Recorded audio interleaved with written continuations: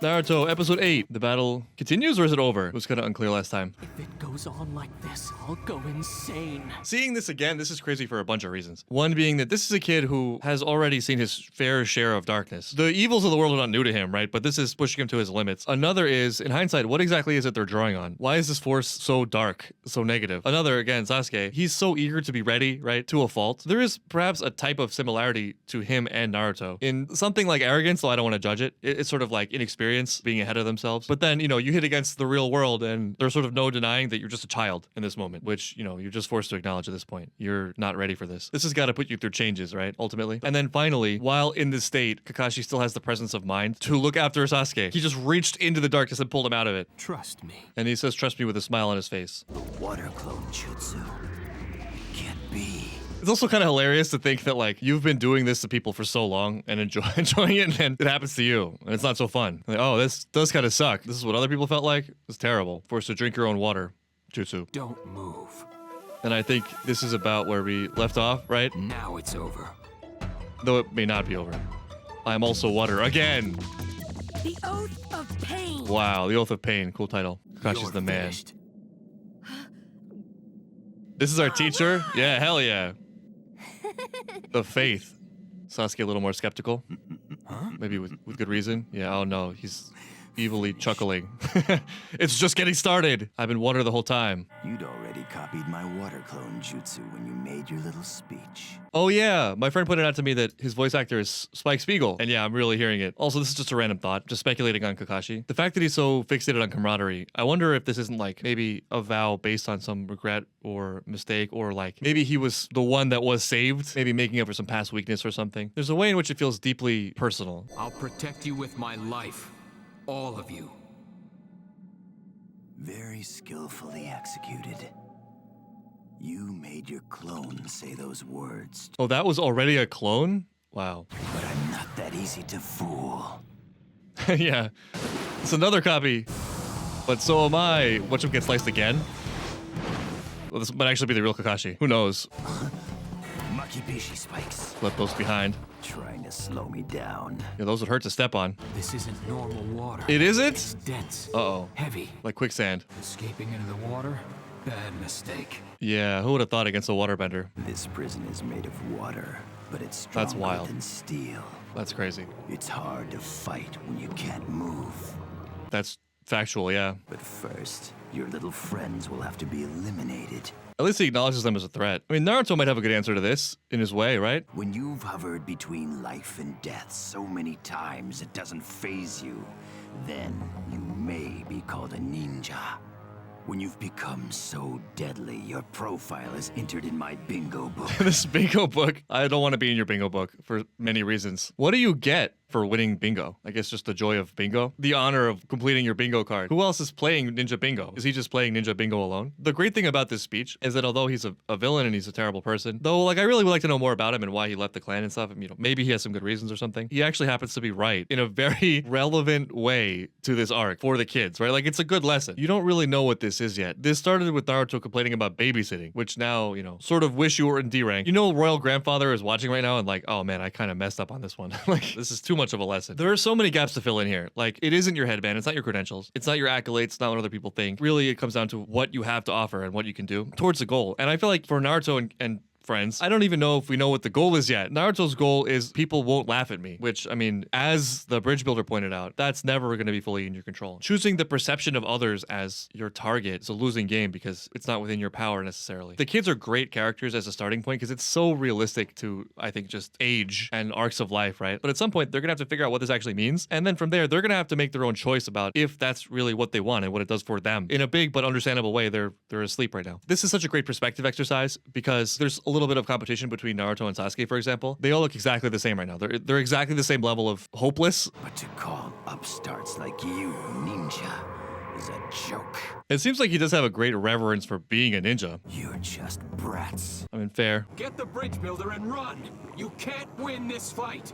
That seems He's reasonable, using yeah. all his power to keep me in this prison. Which means he can't really kill you. The clone can't go far from his real body. That's smart, If yeah. you get away from him, he can't follow. See Now through the run. deceptions. Run away. Just do it. That became unthinkable the moment you got caught. Oh, but this is so so crazy, so conflicted. You know what? Maybe he's right. If we try a makes Manji a good defense point. formation, he can get around it in an instant. It seems like Sasuke is thinking more about this from a logistics point of view. Like, okay, if we run, he's just gonna catch us. But you gotta help him, man. That's the whole thing, right? Camaraderie. Never leave a friend behind. Tough call. I think typically where I fall in these moments of difficult decisions is based on how much it feels like the person's making the choice with open eyes. Do you really understand the risks and you accept that, right? Like you're not being delusional. Are you thinking clearly? If that's the case, then there's something to be said for letting people make their own choices. And I think the satisfying decision here is to help Kakashi, but the risk there is that Kakashi already has something planned, and they would just be getting in his way. Our only chance of survival is to rescue you. This actually, to his credit, is some really clear thinking. But you also don't got to do it alone, right? There's another lesson there that we learned. Where are the other two?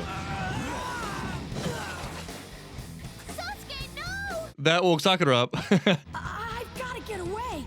Wow, and Seriously. initial desire to flee after that vow. He's freezing up again.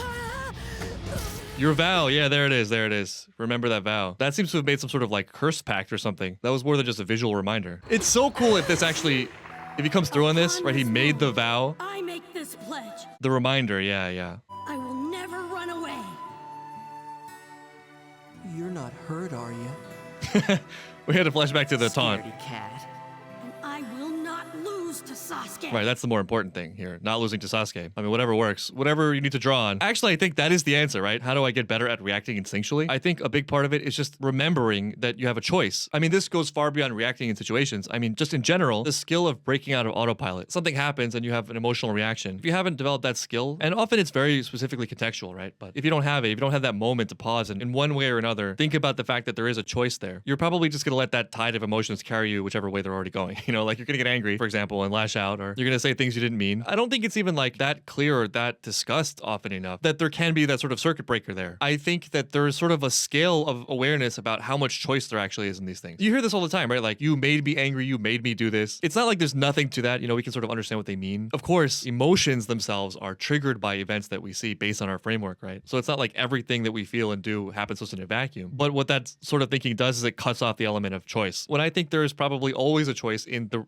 action or the reaction. But a big part of that is just the acknowledgement at all that that is possible. So the vow he made, I mean, it was such a crazy action. It made such an impact. Also left a physical reminder of the fact that there's another thing possible. I think it takes practice and patience because it's so embedded. Like emotional pathways, for example, they get stronger as you use them. So if you've been just giving in to things for your whole life, they are like super highways at this point. This actually is one of the reasons why this idea is so important to me, because I think it's hard to even start the process before you know it's possible. And so I think the more we perpetuate the idea that there's more choice than we're allowing, hopefully the more that becomes a reality. And then briefly, about the I will never run away thing, obviously that's problematic, but the idea I love here is from a line in a movie I never saw, and that is the body retreats, the spirit does not. It is perfectly okay to make a tactical retreat. I would have no problem with any of them acknowledging they just cannot win and making a tactical choice to retreat. The real defeat is like you're just broken. You've given up completely. You're just too terrified. You're paralyzed. Similarly, you're not thinking. You're just following that emotional, instinctive pathway. You abandon what you think is right, etc., etc. You don't need to sacrifice yourself in every single way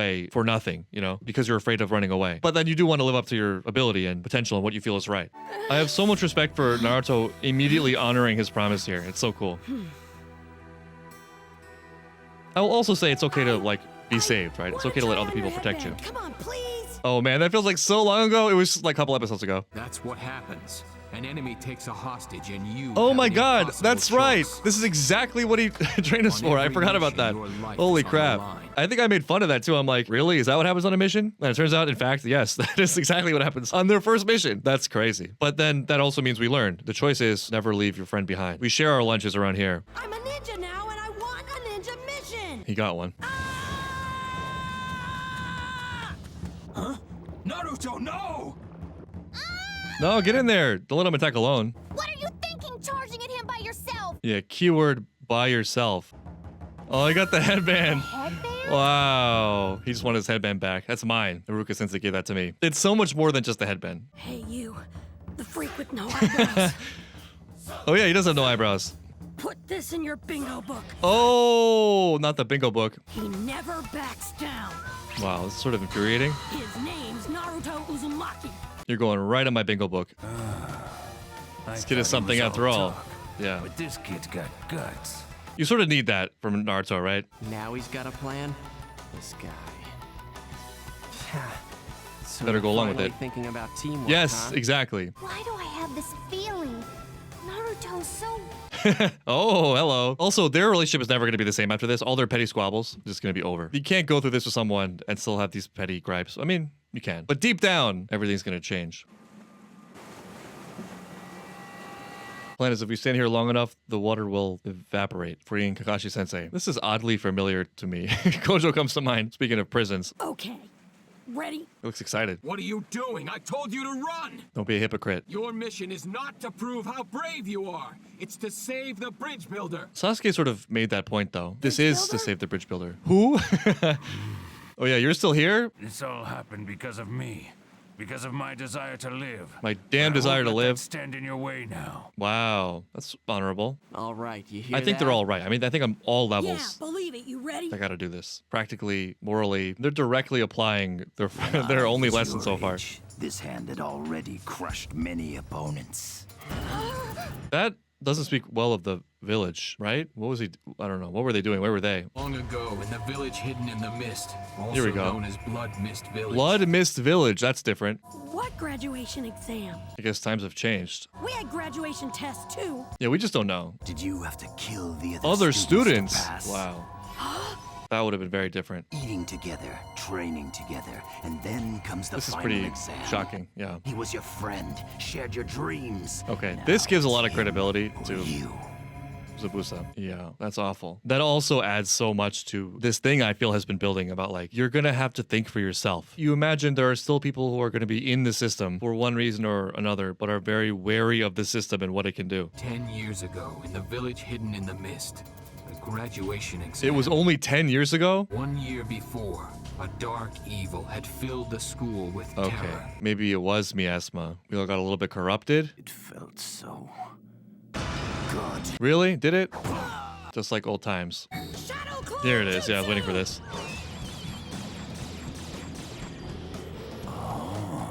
Shadow clones.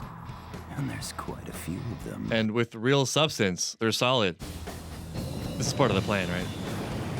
It's maybe a distraction. A deception, if you will. Yeah, he's gonna make this look easy. There it is, yeah. Sasuke! Nice. Demon Wind Shuriken. Wait, why did he have to attack to Windmill of give Shadows. Sasuke this? Sakura loves it. Absolute fangirling. We also don't necessarily need to defeat the clone. Right. Yeah. So, you passed the clone and aimed Yeah, for speaking my of looking past body, deceptions, you gotta think ahead or think to the real target. But not smart enough. Maybe we swapped it with something. Or there's another.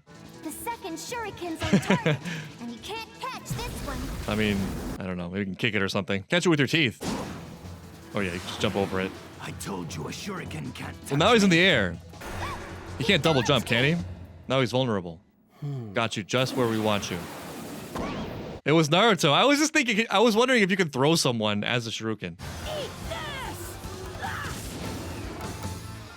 Nice. That was awesome. That was a crazy, crazy episode. That was packed. Like, okay, Naruto's vow, immediately making good on that promise, which is so cool. The kids taking not one, but two of Kakashi's lessons. One, not to leave a comrade behind, and two, to work together as a team, not think individualistically, which, you know, took them a minute, but they got there. Then the backstory of what school used to be, that has some pretty interesting implications for this society and people we know. We get one of the greatest villain motivations of all time, which is bingo. Perfect use of that item swapping thing. The kids actually showing some grit and it making some sense that they're holding their own. Also partly because Zabuza's going to underestimate them, right? He's killed so many children, etc. To do all this to save Kakashi is just really, really fun. It's really cool.